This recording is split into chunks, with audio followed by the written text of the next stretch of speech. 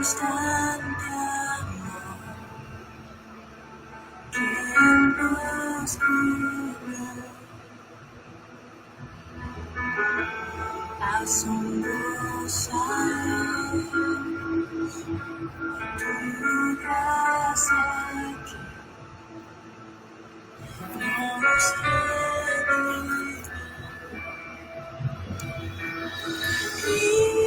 Cristo, milagro de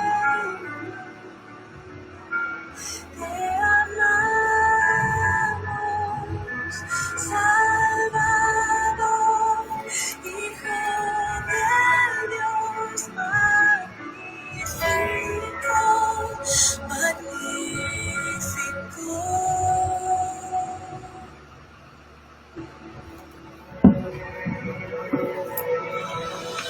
Nos humillamos hoy en tu presencia,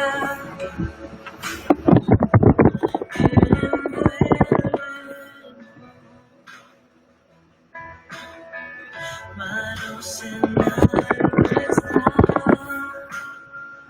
ante tu inmensidad. Eres magnífico, Cristo, milagro del mundo.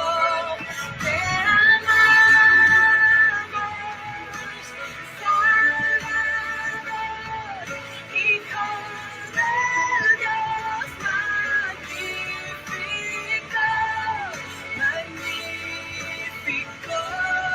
magnífico, magnífico,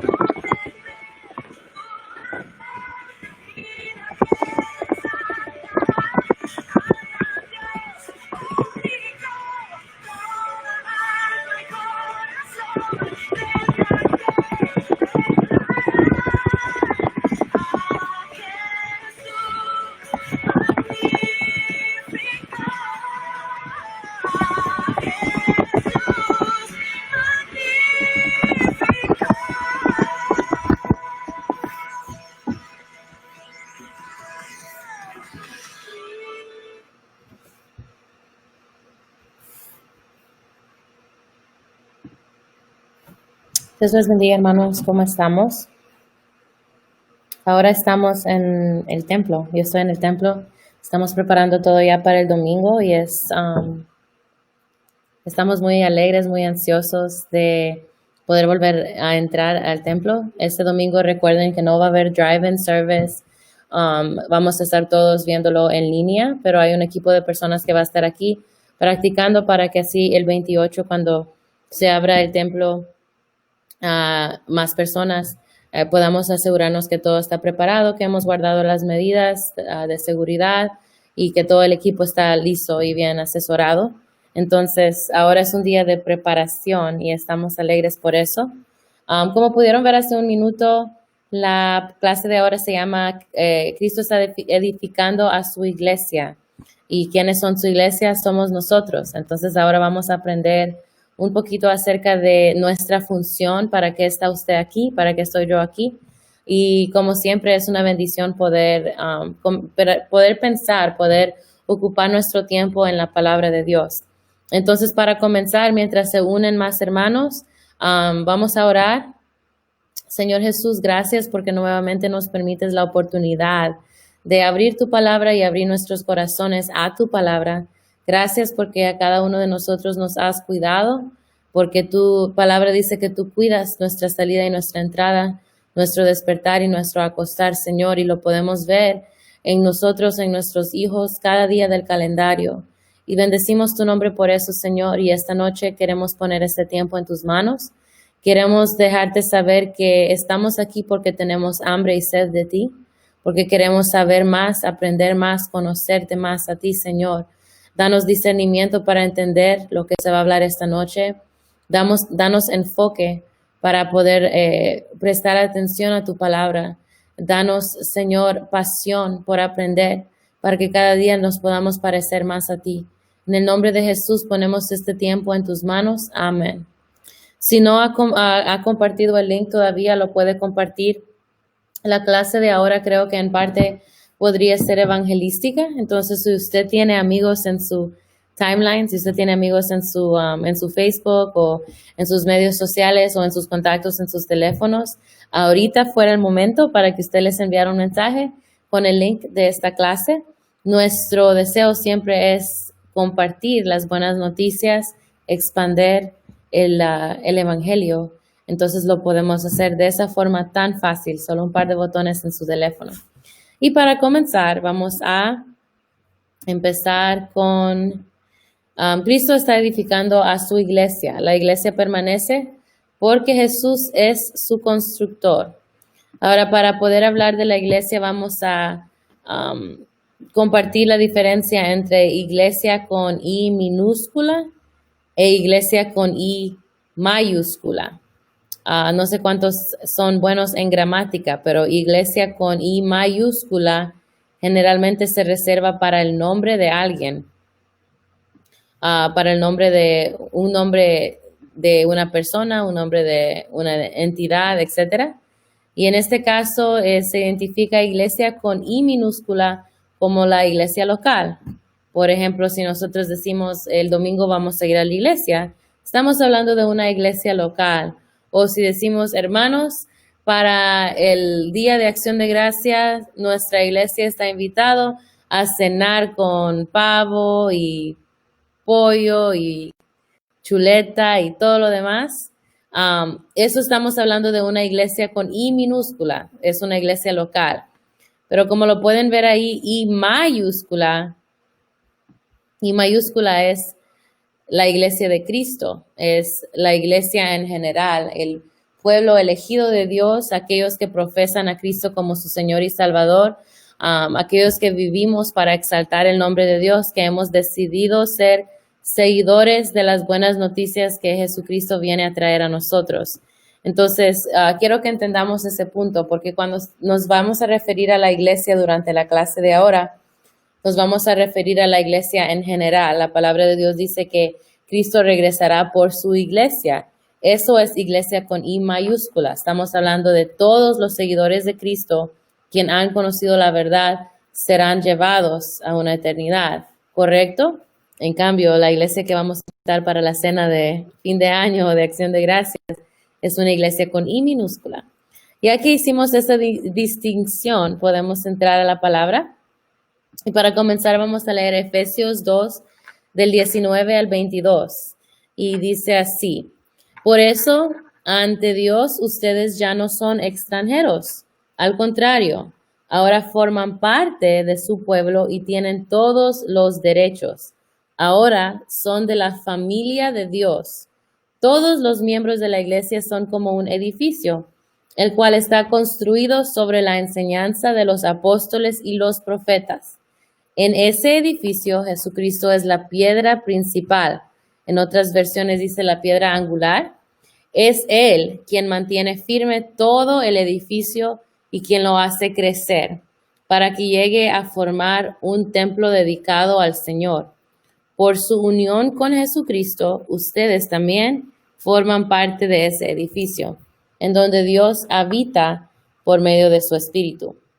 Hay ciertos puntos que los puse en letras más enfocadas, porque quiero tocarlos, aunque no exactamente concuerdan.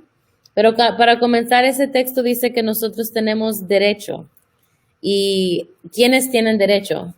Tienen derecho los ciudadanos, ¿verdad? Por ejemplo, un ciudadano de este país tiene el derecho de votar, tiene el derecho de libertad a expresión y por eso nosotros podemos profesar nuestra fe, también pueden haber algunos que también profesan otras cosas, pero todo está dentro de la libertad de expresión de este país, el derecho constitucional.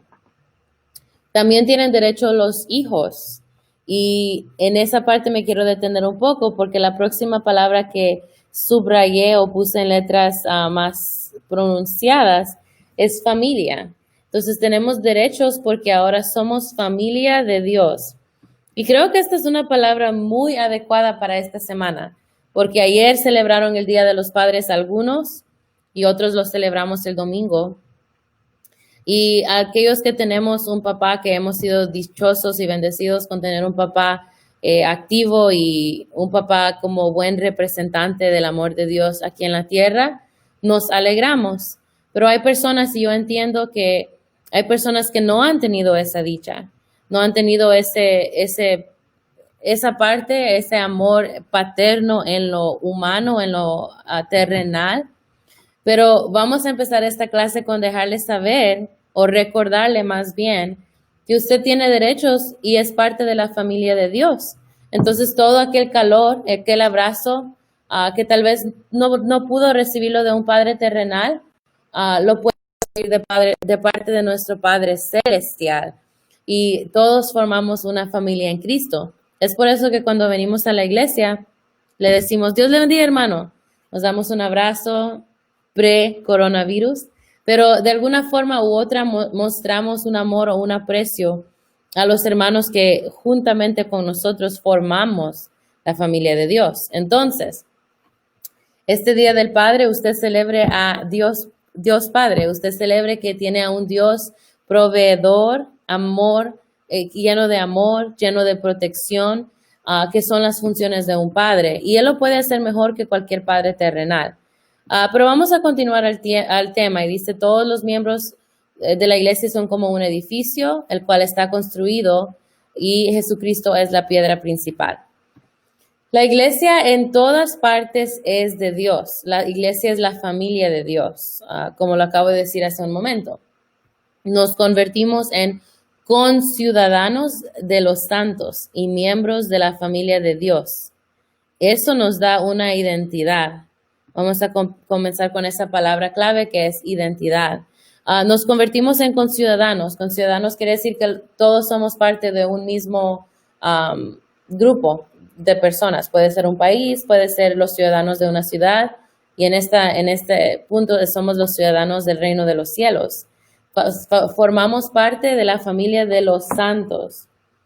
No el hermano Valentín Santos, ¿verdad? Sino de los santos, de los que hemos sido revestidos por la justicia y la gracia del Señor Jesús. Y eso, ¿qué tiene que ver con nosotros? ¿Cuál es el punto? ¿Cuál es la importancia de ese punto? Es que nos da una identidad. Ahora, aunque de cualquier familia que yo venga, si vengo de una familia rica, si vengo de una familia pobre, si vengo de una familia que se crió un núcleo familiar estable, si vengo de una familia divorciada, si vengo de una familia que realmente no fue familia, si no vengo de una familia, me tuve que criar sin familia, ahora tenemos una identidad en la familia de Cristo. Y la identidad es lo que forma quién soy yo. Yo soy tal persona. Usted puede ver a los niñitos cuando empiezan a crecer, se les empieza a formar una identidad. Cuando mi suegro molesta a Camila bastante y le dice, hola Esmeralda, y ella le dice, yo no soy Esmeralda, yo soy Camila Israel Montenegro. Eso es ya la identidad de ella. Pero esta identidad que a nosotros se nos regala es una identidad mejor que la que podemos tener en nuestro propio nombre o en nuestras propias, en nuestro propio nivel, sino que es una identidad formada en Cristo. Gloria a Dios por eso. Nuestra vida es edificada sobre el fundamento de la palabra de Dios y de Cristo. Nosotros tenemos y creemos en una palabra viva.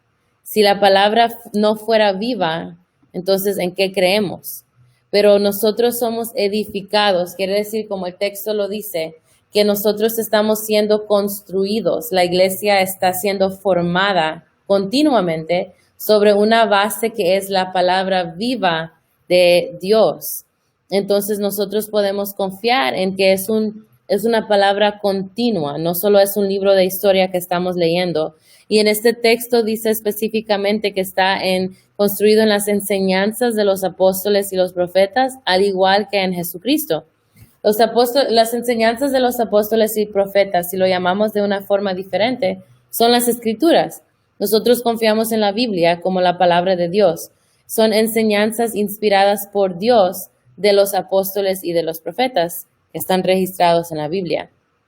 Y mucho más, estamos fundamentados en Cristo, una estructura orgánica y la confraternidad de la iglesia. Para serles sincera al 100%, yo no sabía qué significa la palabra confraternidad. Nunca la había escuchado.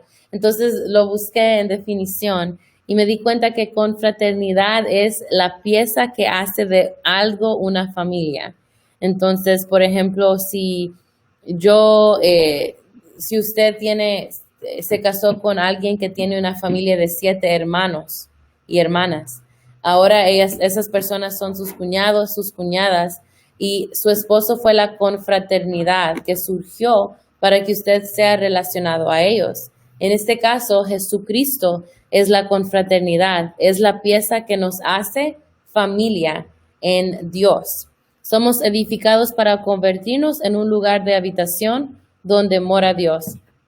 El versículo 22, regresando, lo tengo aquí, dice, por su unión, el que mantiene firme todo el edificio y quien lo hace crecer, para que llegue a formar un templo dedicado al Señor.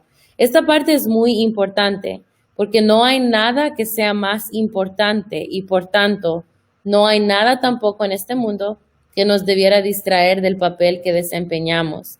El mundo nos necesita. Ese es mi primer punto y por eso lo puse en letras mayúsculas. Nosotros, la iglesia, somos en donde habita el Espíritu Santo. O sea que cuando nosotros seamos llevados a la gloria celestial, nosotros ya no vamos a estar en este mundo. Y la próxima semana vamos a hablar un poquito más de eso. Pero en este punto me quiero enfocar que si la iglesia no existe, la iglesia hablando en los seguidores de Cristo, o la iglesia se muere o está ya muerta, entonces, ¿a dónde habita el Espíritu Santo de Jehová? Y si el Espíritu Santo no habita en nada ni en nadie, este mundo estuviera aún más perdido, completamente perdido, más de lo que está ahora. Entonces, ¿cuál es la función de la iglesia? La iglesia es la habitación del Espíritu Santo, es donde mora Dios. Y nosotros somos tan importantes porque nosotros necesitamos compartir eso. La iglesia del Dios viviente. Pueden observar por un momento las imágenes que están en este cuadro. ¿Qué son? ¿Qué es lo que está detallado en las imágenes de este cuadro? Es un cuerpo. Vamos a leer Primera de Timoteo 3, del versículo 14 al 15. Primera de Timoteo 3, versículo 14 al 15.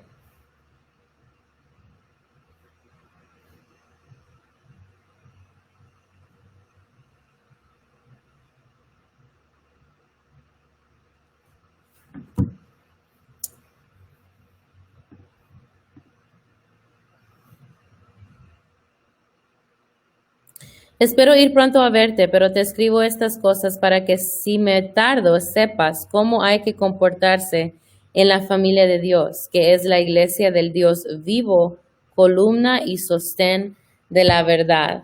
Ahora, el Dios viviente, en el tiempo que se escribieron las escrituras, esta era una expresión para dejar saber que es el Dios que creó los cielos y la tierra, el Dios que tiene poder para oír, para saber, para hacer. El Dios viviente era una frase reservada para el Rey de Reyes y Señor de Señores. Pero hay un contraste que quiero señalar. Si vamos a Salmos 115, voy a leerles del versículo 4 al 8. Y dice así: pero los ídolos de ellos son imágenes de oro y plata, hechas por manos de hombre.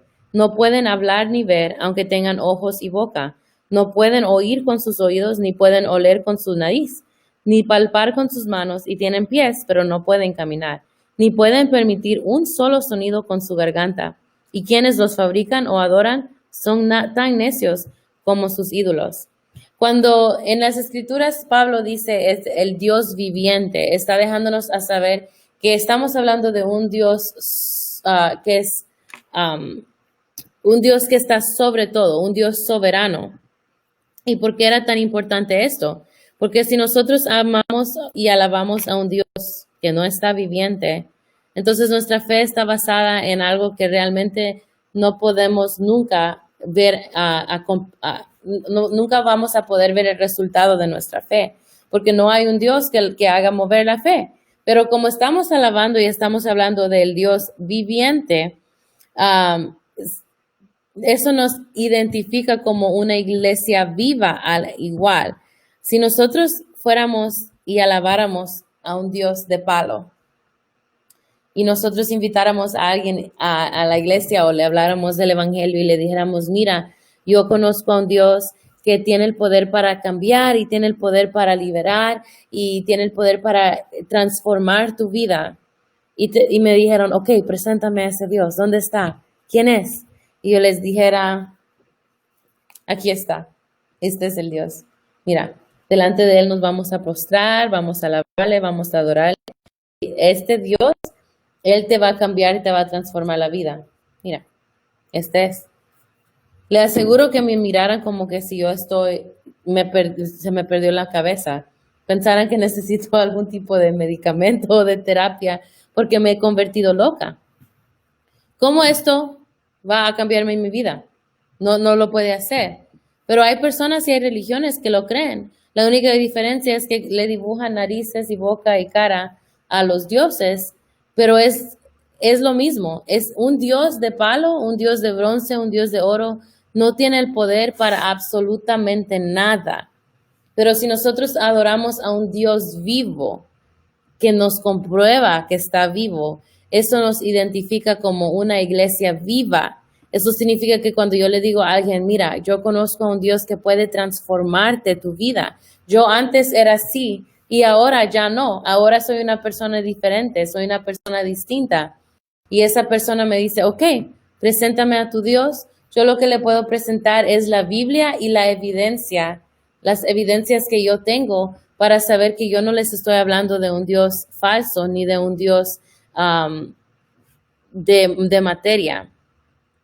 Eso nos hace a nosotros no nos hace una simple organización social, política, ideológica, industrial ni económica. Hay una diferencia, hermanos, entre nosotros y otras organizaciones. Por ejemplo, puede haber una organización de ayuda a las personas de bajos recursos. Puede haber una organización de educación, un ministerio de salud. Hay una diferencia muy clara entre organizaciones de ese calibre y lo que es la iglesia de Dios, la iglesia de Cristo. La diferencia es que nosotros vivimos en espíritu, vivimos por la fe. Si tenemos un Dios vivo y tenemos una fe viva y tenemos una iglesia viva, ¿qué significa eso acerca de lo que nosotros profesamos? ¿Qué creen? ¿Cómo se hace notar eso? Se hace notar en las obras, se hace notar en los milagros, en las obras que suceden, en los milagros, en los cambios, en las transformaciones. Hay tantos testimonios dentro de nuestra iglesia y si usted tiene un testimonio de lo que era antes y lo que es ahora, lo puede compartir en los comentarios. Pero eso significa que si nosotros estamos y somos una iglesia viva y adoramos a un Dios vivo, nosotros tenemos que continuamente ser transformados y trabajados y movernos en un ambiente donde la palabra dice que vamos de gloria en gloria, de victoria en victoria, porque las promesas del Señor son vivas, son eficaces para nosotros.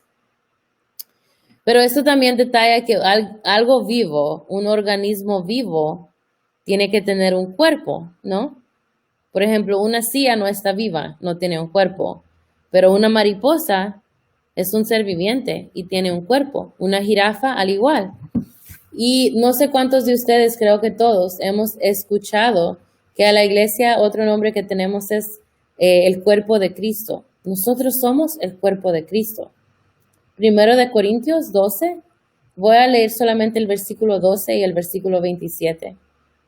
Dice así, el cuerpo humano, aunque es uno, está compuesto de muchos miembros, y esos miembros, aunque son muchos, forman un solo cuerpo. Lo mismo sucede con el cuerpo de Cristo. Y el versículo 27 dice, todos ustedes forman el cuerpo de Cristo, y cada uno es un miembro necesario de ese cuerpo. Eso quiere decir que nosotros somos un cuerpo y la habilidad de ser un organismo viviente, algo con vida, está basada en la presencia y la obra de Cristo. Sin Cristo morimos. Entonces, ¿cómo tenemos evidencia que somos una iglesia viva? Tiene que haber mover del Espíritu Santo, tienen que haber obras. Si nosotros nos convertimos en una organización, ahora estoy hablando de nuestra iglesia local, en donde la gente no cambia, viene por 20 años y la persona que era en el 2003 va a ser en el 2023. No ha habido crecimiento, no ha habido transformación. Si en nuestra iglesia no hay milagros, no hay sanidades, eso significa que somos una iglesia muerta. Y para la honra y la gloria de Dios, no somos una iglesia muerta. Nuestra iglesia, nosotros pertenecemos, estaba hablando de una iglesia local, a una iglesia viva, donde han habido sanidades, han habido transformaciones, han habido familias restauradas, han habido todo tipo de obra del Espíritu Santo, y eso nos comprueba que somos un organismo vivo.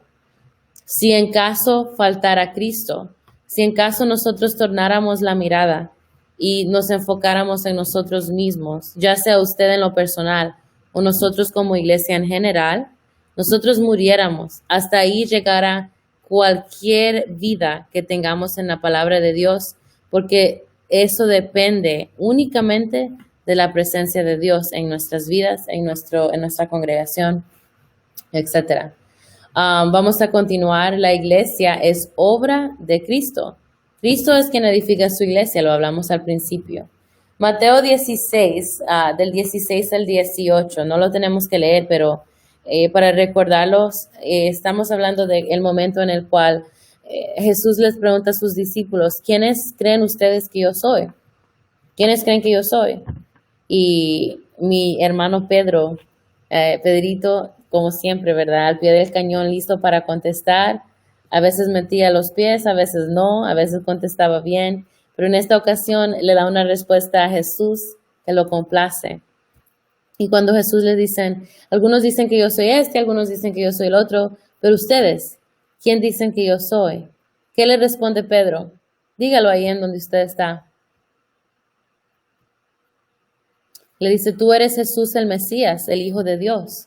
Le da una respuesta que concuerda con lo que Jesús les había mostrado. Pedro responde a la pregunta de Cristo de tal forma que a continuación Jesús confirma que edificará su iglesia sobre esa confesión fundamental de fe, no de feo. Cuando Pedro le dice, oh, tú eres Dios, tú eres rey, tú eres el Hijo de Dios, a Jesús eso le agrada y le dice, tú eres Pedro, y sobre esta roca edificaré mi iglesia, y los poderes del infierno no prevalecerán contra ella. Ahora, el nombre de Pedro, si nosotros vamos al significado del nombre de Pedro, significa piedra, proviene de la palabra piedra, que es otra palabra para roca. Y por mucho tiempo yo he pensado que cuando Jesús dijo estas palabras estaba hablando específicamente de que sobre Pedro edificaría su iglesia. El motivo por el cual yo y muchos tal vez pensamos eso es porque Pedro fue el que continuó la misión de Cristo después de la ascensión. Pero no solamente está hablando de Pedro, sino está hablando sobre la roca que es la confesión de fe que Pedro hizo. Cuando Pedro dijo, tú eres el Cristo, el Mesías, el Hijo del Dios viviente, él estaba confesando que él estaba aceptando a Jesucristo como su redentor. Los judíos, la cultura judía, estaba esperando con ansias y aún esperan a un Mesías. El Mesías significa Salvador, aquel que los va a venir a sacar de sufrimiento y de esclavitud, etcétera. Pero cuando Jesús dice, tú eres el Mesías, él lo que está diciendo es, Jesús, tú eres la salvación. Por medio de ti yo obtengo salvación. Y es a través de esa confesión que le fue revelada a Pedro que la iglesia es fundamentada. Entonces, hasta el día de ahora, ¿qué es lo primero que nosotros que tenemos que confesar cuando nosotros queremos formar parte de la iglesia de Cristo? Tenemos que aceptar a Jesús como nuestro Señor y Salvador. Es precisamente la misma confesión que Pedro hizo hace tantos años. Entonces, Jesús le confirma que edificaría su iglesia.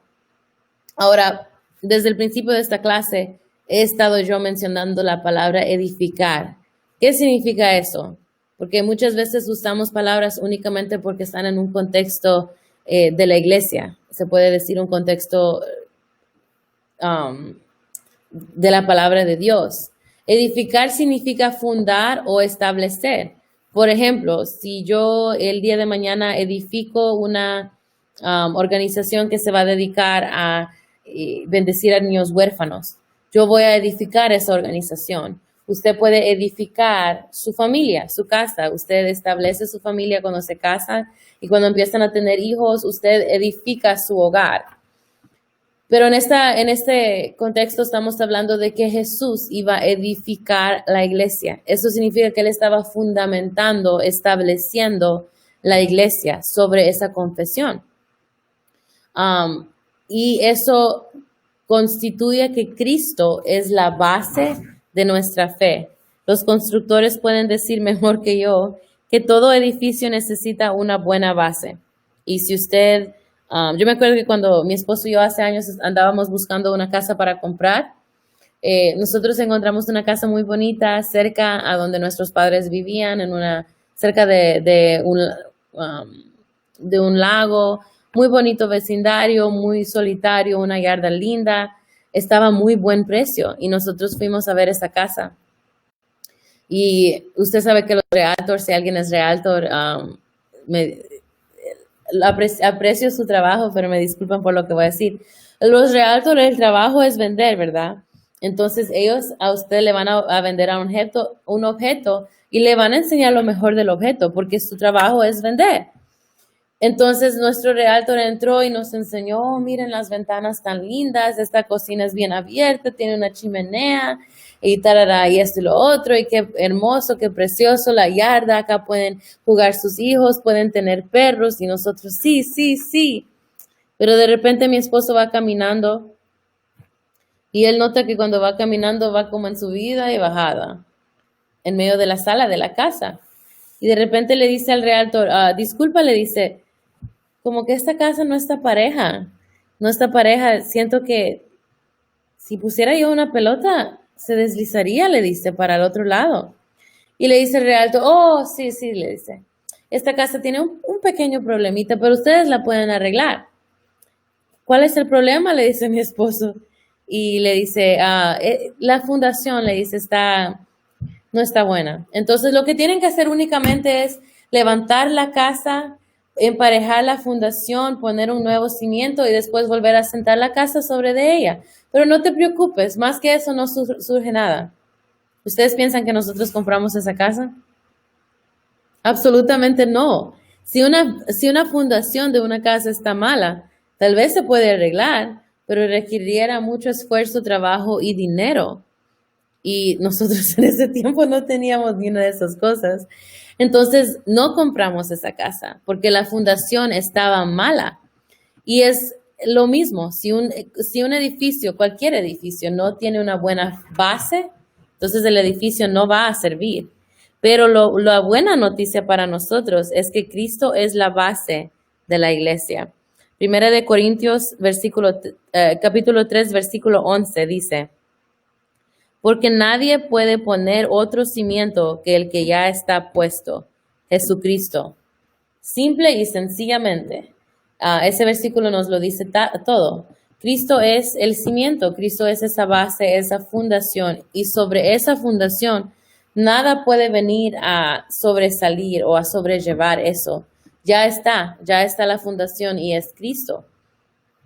Y como nosotros estamos establecidos en Él, Jesús también afirma otra cosa cuando está hablando con Pedro ese día. Le dice, nada podrá hacerles frente, nada podrá prevalecer en contra de ustedes. Ahora, si nosotros nos ponemos a leer la palabra de Dios y a ver la historia, aún unos años después que la palabra de Dios fue escrita, hay un tema que persigue a la iglesia, a los seguidores de Cristo desde el mero principio, y es la persecución. Desde antes que Jesús se fuera de regreso al trono celestial, la iglesia ya había sido perseguida. Es precisamente por lo que crucificaron a nuestro Señor. Pero si usted lee Hechos, Romanos y continúa leyendo las cartas de Pablo, usted puede ver un tema que sobresale, y es el tema de la persecución. Los apóstoles que quedaron después de que Cristo subió al cielo fueron amargamente perseguidos. Fueron perseguidos a tal grado que murieron a causa del evangelio que predicaban. Eso no terminó en las cartas de Pablo, eso no terminó adentro de la Biblia. Podemos nosotros leer, no sé cuántos estamos relacionados con Martín Lutero, no Martin Luther King Jr., no, Martín Lutero, que vivió muchos años antes, fue perseguido. El día de ahora, la iglesia está siendo perseguida. Hay países en donde no se puede ser cristiano. Estaba leyendo un artículo hoy temprano en el cual, después de que la esclavitud fue rechazada en este país, se formaron una serie de leyes para beneficio de las personas de color blanco. Y una de esas leyes era que una persona negra, un moreno, no podía predicar a una congregación, no podía predicar ninguna religión, incluyendo obviamente lo que ellos conocen como religión, pero como lo que nosotros conocemos como el poder de Dios. No podían predicarle a una congregación sin previo permiso de las autoridades. Y si lo hacían, los metían a la cárcel. Y cuando los metían a la cárcel, nuevamente los podían usar su labor sin pago. Es decir, que los hacían esclavos de una forma legal nuevamente. Y ahora, nosotros somos perseguidos. La iglesia de Cristo es perseguida. La palabra de Dios dice que a lo malo le dicen bueno, y es precisamente así el día de ahora. Lo que nosotros creemos va en contra de este mundo. Pero me quiero enfocar en una cosa. Si desde el mero principio hemos sido perseguidos, ¿cómo estamos aquí? ¿Cómo estamos aquí? Ustedes saben los animales que cazan con mucha frecuencia. Hay especies que ya no existen, se han convertido en extintas. Ya no existen porque los cazaron tanto, los persiguieron tanto a ciertas especies que terminaron de existir. Y yo digo, lo mismo hubiera sucedido al cristianismo, a los creyentes, porque si por miles literales de años hemos sido perseguidos, ¿qué es lo que nos hace seguir de pie? Y la respuesta es la que Jesús le dio a Pedro ese día. Él garantizó, Mateo 16:18 es una garantía para usted y para mí, que el Espíritu de Dios siempre será nuestra base, y mientras lo sea, nosotros podemos confiar que ningún arma prevalecerá contra nosotros. Y lo vemos en diferentes escrituras, pero esto es específicamente para la iglesia de Cristo. Y le dice, y los poderes del mismo infierno no prevalecerán contra ella. Esto significa, diablo, no importa qué intentes hacer, nunca ganarás. Punto. Nunca ganarás. Y eso es una garantía. Qué bonito es tener una garantía de un Dios viviente. ¿Qué significa eso? Como Jesucristo es nuestro fundamento, nosotros simplemente somos colaboradores. Solamente somos colaboradores. ¿Qué quiere decir con eso? Si usted es una persona que Dios le ha permitido algún don, algún privilegio, algún regalo, algún talento, jamás en nuestra vida deberíamos de pensar que nosotros somos el motivo, la causa o el porqué. Porque el único trabajo de nosotros es ser colaboradores, es trabajar por medio del Espíritu Santo juntos como un cuerpo para llevar a cabo la misión de la iglesia. Y es porque la causa, el motivo, la parte central siempre es Jesucristo y que Dios nos guarde de en algún momento llegar a pensar de otra forma. Vamos a continuar. Acabo de mencionar Hechos Romanos. Hechos, el libro de los Hechos, si nunca lo hemos leído, valdría la pena que nosotros estudiáramos ese libro. Y el motivo es porque Hechos literalmente es la evidencia. Hechos es los hechos de los apóstoles después de la ascensión. Comienza y es relatado por Lucas y comienza detallando cuáles fueron los pasos, qué es lo que la iglesia decidió hacer cuando Jesús ya no estuvo aquí en tierra con nosotros. Hechos 2, 41 y 47. Estoy solamente abarcando ciertos versículos por ahorrar tiempo y por no aburrirles. Hechos capítulo 2, versículo del 41 al 47. Dice, los que creyeron sus palabras, unos 3,000 en total, se bautizaron y se unieron a los demás creyentes y alababan a Dios. Todo el mundo simpatizaba con ellos y todos los días el Señor añadía a la comunidad a los que habían de ser salvos. Estamos hablando de Hechos 2. Ahora, en Hechos 1, Jesús es llevado al cielo. Entonces, esto significa que estos apóstoles no perdieron tiempo. Ellos no empezaron a pensar, ¿será? ¿No será? Me voy a tener que preparar primero. Tal vez de aquí a 5 o 10 años vamos a poder empezar a llevar a cabo la gran comisión. Ellos no dijeron, ok, muchachos, vamos a formar un plan. Vamos a formar un plan de aquí a 6 meses. Vamos a empezar la fase 1. Ahorita el mundo está muy relacionado con fases. Pero los apóstoles no hicieron eso. Hechos 1 detalla, Jesucristo fue llevado al cielo. Hechos 2, nosotros ya los vemos en acción. Vemos que ya es una iglesia viva. Ya andan ellos esparciendo el evangelio. Y no solamente lo andan esparciendo, lo están haciendo de una forma efectiva. Dice que 3,000 personas se convirtieron. ¿Usted se imagina un servicio, una campaña evangelística en donde 3,000 personas se conviertan de una sola vez? Yo le digo que nosotros celebramos todo un mes porque esa sería una victoria que tal vez nunca hemos visto. Mientras los apóstoles empezaron a practicar con diligencia la gran comisión, Lucas aclara que era por obra de Cristo y no de ellos. En el versículo 47, Lucas detalla, todos los días el Señor añadía a la comunidad a los que habían de ser salvos. Estos hombres habían entendido. ¿Y cómo no es de entender, verdad? Si habían andado con el maestro. Pero estos hombres habían entendido, porque en otras Lucas hubiera escrito, y Pedro dio el mensaje con tanta elocuencia que logró que se convirtieran 3,000 personas. Hubiera dicho, y nosotros trabajamos tan duro que se convirtieron todos los que estaban ahí. Nuestro plan fue tan bueno que funcionó. Pero lo que Lucas dice no es eso. Lucas dice, el Señor añadía. Quiere decir que en todo momento ellos estaban completamente afirmando que el que hacía la obra no eran ellos, era Dios. El libro de Hechos es literalmente un recuento de los discípulos en acción.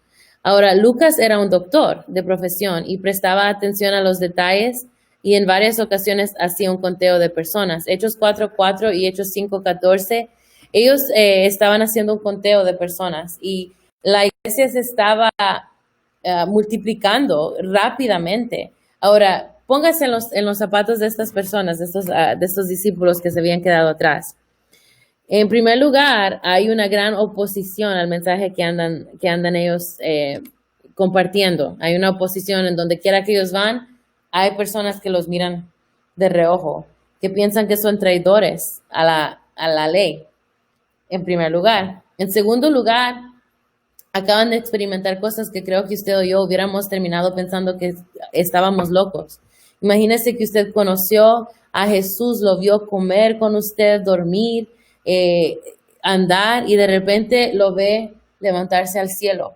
Y ahora nosotros estamos pensando, wow, qué maravilloso habrá sido ver cuando el momento que Jesús empezó a volar como que si era un pajarito. Pero en ese tiempo ellos no pensaban tal vez que era maravilloso.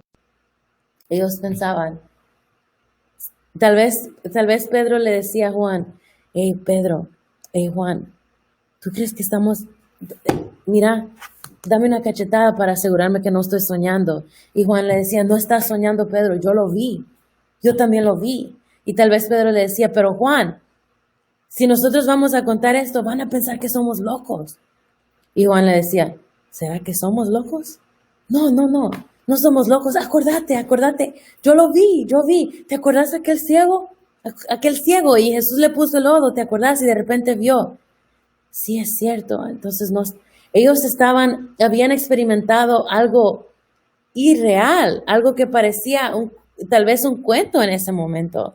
Ahora nosotros lo conocemos como la verdad, pero estaban actuando de una forma tan diligente que además de compartir el evangelio y cuidarse de las personas que los andaban persiguiendo, hacían conteo, tomaban asistencia. Ustedes se imaginan la iglesia primitiva, ok, todos los que se convirtieron, por favor hagan fila acá. Y había uno, dos, tres, cuatro, 2.500, 2.800, 3.000, 3.001, porque dice más de 3.000.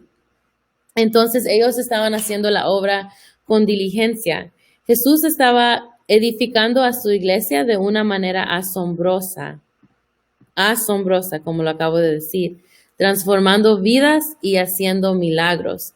Este sigue siendo hoy su deseo para la iglesia. Lo acabo de decir hace un momento.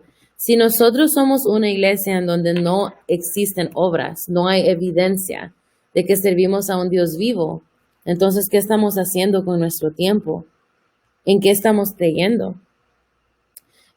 El deseo de Dios es y continúa siendo que nosotros como la iglesia, que hemos sido vestidos de la gracia y de la justicia del Señor, continuemos experimentando y viviendo las maravillas del Señor Jesús.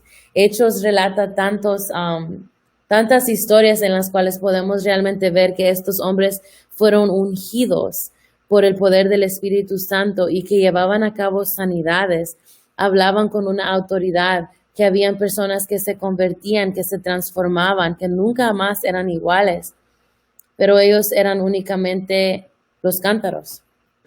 Hay una canción, yo no sé cuántos la han escuchado, es una canción chistosa, pero se llama El Burro y es por un hombre que se llama Michael Rodríguez. Es una canción que o sea, no es una canción congregacional, pero yo la escuché y yo la guardo en mi corazón y siempre le digo a Dios, Dios, yo solamente soy el burro. Les voy a leer un poquito de la letra y hace algún tiempo se le leí al Ministerio de Alabanza y les digo, no es por ofender, pero nosotros solamente somos los burros. Dice, conversaba un burro con su raza. Le rodeaban pues era popular. Firmaba autógrafos, daba conferencias, tenía dinero y hasta un celular. Un pollito se hacía paso entre la multitud para escuchar lo que decía aquel famoso asno, mientras éste presumiendo relataba el triunfo del domingo. Les comentaba del bello homenaje que le ofrecieron allá en Jerusalén. Le recibieron con flores en el camino. La multitud me aclamaba, decía él. Daban voces diciendo, ¡oh, sana en las alturas! Replicaba aquel pollino arrogante. El pollito llegó hasta el frente y le dijo, ¡qué burro eres! No era a ti quien te aplaudían, era Cristo el Mesías, el que estaba sobre ti. era aquel que te cabalgaba, era Jesús de Nazaret. Estamos hablando del burrito que le dio ray a Jesús cuando entró a Jerusalén. Pero muchas veces podemos ser nosotros esos. Y pudieron haber sido estos los apóstoles. ¡Wow! Pedro, ¿qué mensaje te echaste, man? Ese mensaje sí estuvo bueno. Te lo hubiéramos grabado. Pero realmente lo que Lucas estaba haciendo era dándole honra a Dios y diciendo, nosotros solamente somos los burros. Y espero que eso no ofenda a nadie. Efesios 1 del 17 al 19. Le pido al Dios de nuestro Señor Jesucristo, es decir, al Padre maravilloso, que les dé su espíritu, para que sean sabios y puedan entender cómo es Dios. Qué lindo fuera entender cómo es Dios. También le pido a Dios que les haga comprender con claridad el gran valor de la esperanza a la que han sido llamados y de la salvación que Él ha dado a los que son suyos. Pido también que entiendan bien el gran poder con que Dios nos ayuda en todo. El poder de Dios no tiene límites. Con ese mismo poder Dios resucitó a Cristo y le dio un lugar en el cielo, a la derecha de su trono. Con ese mismo poder Dios le dio a Cristo dominio sobre todos los espíritus que tienen poder y autoridad, y sobre todo que existe en este mundo y en el nuevo mundo que vendrá. Dios puso todas las cosas bajo el poder de Cristo y lo nombró jefe de la iglesia. Cristo es para la iglesia lo que la cabeza es para el cuerpo. Con Cristo, que todo lo llena, la iglesia queda completa. Estos versículos son tan claves y tan transformadores si los llegáramos a entender o a vivir, porque nos llenan de todo lo que necesitamos. Si entendemos cómo es Dios, si entendemos el gran valor de la esperanza a la cual hemos sido llamados, si entendemos el valor de la salvación que Él nos ha dado, si entendemos el gran poder que no tiene límites, si entendemos que Dios le dio a Cristo dominio sobre todas las cosas en este mundo, si entendemos que Él es el jefe de la iglesia y que Él es la cabeza y que nosotros quedamos completos en Él, nuestras vidas, nuestra existencia sería completamente transformada. Bautizados en Cristo por el Espíritu, la iglesia es el cuerpo de Cristo. Todo lo que tenemos por haber creído en Cristo se apoya en el hecho de que Dios resucitó a Jesús de entre los muertos y lo exaltó hasta ocupar su diestra. ¿Ustedes se recuerdan cómo estuvieron los discípulos cuando Jesús murió por ese lapso de 3 días? ¿Qué hicieron? ¿Qué actitud tomaron? Ellos se fueron a esconder. Dice que Jesús trascendió, aunque ellos tenían las puertas con llave, en donde ellos se habían ido a refugiar. Los discípulos habían llegado a la conclusión que tenían que regresar a quienes eran antes. Habían regresado a la pesca. La fe había quedado muerta.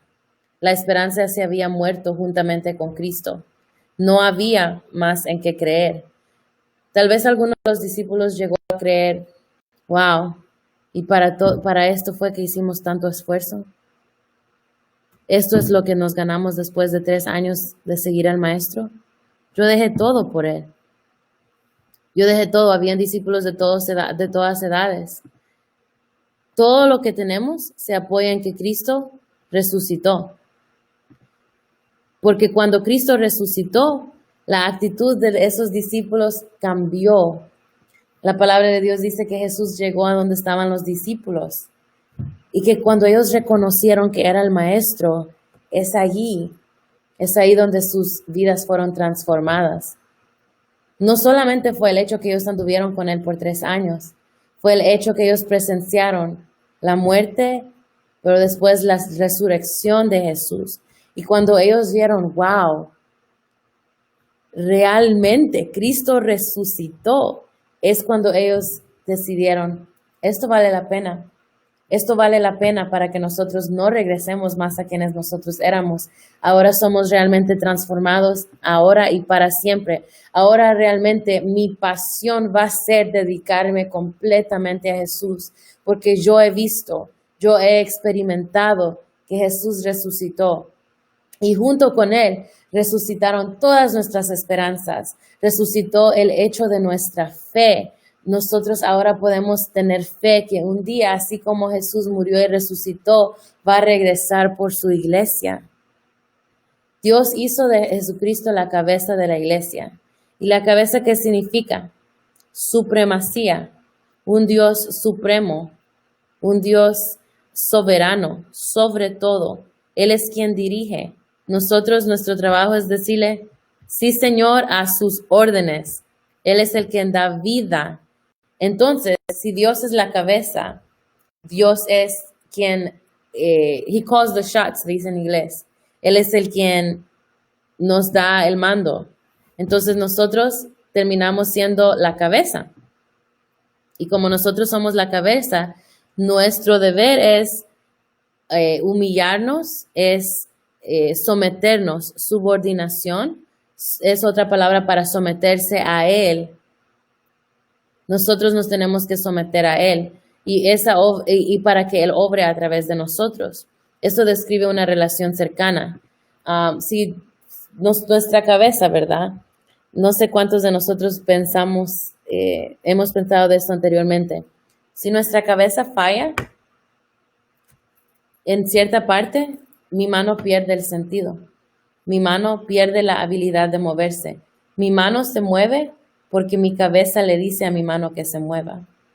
Yo he tenido que estudiar un poquito el cerebro debido a ciertas situaciones y obviamente no sé absolutamente nada comparado a los doctores, pero he tenido que estudiar si una parte de nuestro cerebro tiene algún defectito o tiene algo fuera de control, eso puede afectar nuestras emociones, puede afectar el poder sentir emociones grandes, alegría, tristeza. Si alguna parte de nuestro cerebro está mal acá atrás, eso puede afectar nuestra memoria. Las personas que no recuerdan, tal vez tienen un golpe y quedan y no recuerdan quiénes son. Etcétera. Su cerebro es el que controla su cuerpo. Y es lo que la palabra de Dios nos da a entender. Cristo es quien tiene que decirnos a nosotros qué hacer. Eso significa que nosotros tenemos que vivir bajo la dirección de Dios. Eso describe una relación cercana. Y esa autoridad y poder están encerrados en esta realidad y brindan un gran consuelo. Esto no significa que nosotros seamos menos. Eso significa que si nosotros tenemos a Dios dándonos las instrucciones, podemos tener la seguridad de que caminamos dentro del propósito perfecto, el que Él tenga para nosotros. Y sabemos que los propósitos de Dios son de bien y no de mal. Amén. Primera de Corintios, versículo 12 al 13, ya vamos terminando. Dice, entre nosotros unos son judíos y otros no lo son. Algunos son esclavos y otros son personas libres. Pero todos fuimos bautizados por el mismo Espíritu Santo para formar una sola iglesia y un solo cuerpo. A cada uno de nosotros Dios nos dio el mismo Espíritu Santo. Nuevamente me llama la atención este versículo, específicamente en el tiempo que estamos pasando. Y espero que para usted sea confirmación de que dentro de la familia de Dios y ante los ojos de Dios no existen diferentes colores, diferentes razas, diferentes categoría de personas, no hay una persona que está más arriba que otra. Dice que no importa quiénes seamos, no importa si somos judíos o no, todos fuimos bautizados por el mismo Espíritu Santo. Eso significa que todos formamos parte de una misma familia y que todos estamos en el mismo nivel, por decirlo así. Ya no usamos nuestras propias identidades. Ahora tenemos una identidad en Cristo. Esto no nos hace menos, nos hace más. Tito 3:4, está después de Timoteo. Dice, rápidamente se los voy a leer yo porque ya se nos acaba el tiempo. Dice, pero cuando la bondad y el amor de Dios, nuestro Salvador, se manifestaron, Él nos salvó. Y lo hizo no porque fuéramos tan buenos que lo mereciéramos, sino porque en su misericordia Dios nos lavó los pecados. Y no solo eso, sino que además nos dio una nueva vida por medio del Espíritu Santo. Eso significa que quién éramos, lo que a nosotros nos identificaba. Si usted era aquella mujer pleitista, si usted era aquel borrachito, si usted era, no, esa mujer es aquella mujer que tantas cosas que podríamos poner ahí, pero ni siquiera vale la pena recordarlo, porque ahora esa ya no es su identidad. Usted ya no se mueve en una identidad que lo tilda por las cosas buenas o malas que es o no es, las cosas que ha podido lograr o que ha tenido o que sus generaciones han venido cargando. Usted ahora se identifica en Cristo. Ahora su identidad está en el hecho que usted forma parte del reino de los cielos. Y eso significa que al nacer de nuevo y ser bautizados en el Espíritu Santo, somos regenerados, dejando atrás nuestro yo y convirtiéndonos en real sacerdocio, linaje escogido, nación santa, adquiridos para posesión de Dios. Quien yo era, o quien yo quería ser, o quien yo pensaba que iba a ser, no importa en lo absoluto, porque cuando yo decido confesar que Jesucristo es el Mesías, es mi Salvador, es mi salvación, y permito ser bautizada por el Espíritu Santo, que es obra de Él mismo a través de mi disposición y de mi anhelo de conocerle más. Ahora yo ya no soy Erika, quien iba a ser o quien quería ser tal cosa. Ahora yo he sido llamada para formar un real sacerdocio. Ahora yo soy linaje escogido. Escuchamos eso, pero ¿qué significa eso? Eso significa que Dios nos saca de literalmente el lodo, la nada, la herencia que nos pudieron haber dejado nuestra familia, por tan bueno que usted piense que sea su familia. No quiero faltarle respeto a su familia, pero son personas tan imperfectas y tan inmerecedoras como yo, como usted, como cualquiera de nosotros. No nos podemos salvar a nosotros mismos. Si lo hubiéramos podido haber hecho, entonces los discípulos no hubieran perdido la esperanza cuando Jesús murió. Pero como nosotros necesitábamos un Salvador, ellos tuvieron que presenciar la resurrección de Jesús, para que su esperanza siguiera viva, para que esa misma fe que tuvieron ellos la podamos tener nosotros. Ahora usted es llamado, es identificado como un hijo de Dios. Entonces, específicamente, mientras, algunas personas cuando celebran el Día del Madre, el Día del Padre, se sienten mal, tal vez tienen sentimientos de inferioridad o de estar incompletos porque no pudieron gozar de eso en lo terrenal. No, ustedes no se tienen que sentir así. Y yo no les puedo decir a ustedes cómo sentirse o no, pero con todo respeto, el punto de Jehová, el punto del Evangelio, el punto de formar parte de la Iglesia de Cristo es para que los vacíos que nosotros tenemos sean llenados. Ahora Dios cambió lo que estaba muerto y lo convirtió en vida. Cambió las cadenas por coronas. Las cadenas que usted venía cargando, Jehová la quitó y ha puesto en usted una corona como hijo del Rey de Reyes y Señor de Señores, una corona como una princesa de Dios. Entonces podemos confiar en que somos la iglesia de Cristo.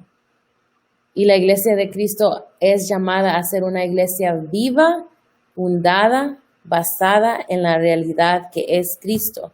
Pero no solamente eso, sino a compartir eso con aquellos que aún no lo conocen, para que la misma diligencia con la cual los apóstoles actuaron en el libro de los Hechos y en el resto del Nuevo Testamento puede ser la misma diligencia con la cual nosotros compartamos las buenas nuevas que tenemos para dar.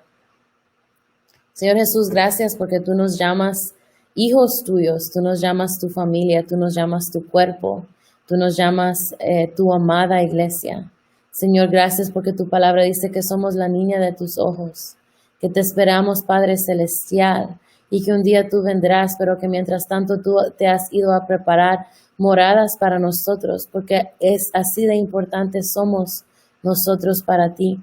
Gracias, Jehová de los ejércitos, porque el plan desde el principio ha sido de revelarse a la humanidad de tal forma que podamos tener una fe, que podamos tener una realidad que nos defienda, que nos fortalezca, que nos quite las cadenas y nos ponga en vez la corona, Señor Jesús. Pero no una corona basada en nuestras propias habilidades o en lo que nosotros podemos hacer por nosotros mismos, sino una corona basada en tu redención por nosotros, Señor Jesús, en el precio que tú pagaste para que nosotros seamos llamados santos. Gracias, Jehová de los ejércitos, porque cuando necesitamos que tú nos llenes, cuando necesitamos, Señor Jesús, que tú nos alumbres, que tú nos inundes con paz, con gozo, con amor, con protección, con redención, Señor Jesús, lo que sea. Tu palabra dice que tú suples nuestras necesidades de acuerdo a tus riquezas en gloria. Señor, tus riquezas en gloria son tantas que ni siquiera lo podemos conocer. En nuestra humanidad pensamos que se refiere únicamente al dinero, pero no. Tú nos llenas de la riqueza del gozo, la riqueza que es la paz, la riqueza que es la confianza en saber que tenemos a un Dios vivo, no de palo, no de bronce, no de oro, no un Dios que solamente está pero no oye ni escucha, sino tú escuchas nuestras oraciones en este preciso instante. Y Señor, en este momento yo te pido, Padre, que tú estés con mis hermanos en donde sea que ellos estén, en donde quiera que ellos se encuentren, Señor, dale ánimo a los que están desalentados, dale gozo a los que están tristes, dale paz a los que están preocupados, dale sabiduría a los que están confundidos. Danos anhelo de ti para conocer y acercarnos más a tu luz y a tu verdad. En el nombre de Jesús yo bendigo esta palabra y declaro que da fruto a su debido tiempo. Gracias, Señor Jesús. Amén. Amén, hermanos. Buenas noches. Dios les bendiga. Que sueñen con los angelitos y nos vemos primero Dios el sábado y después el domingo. Night.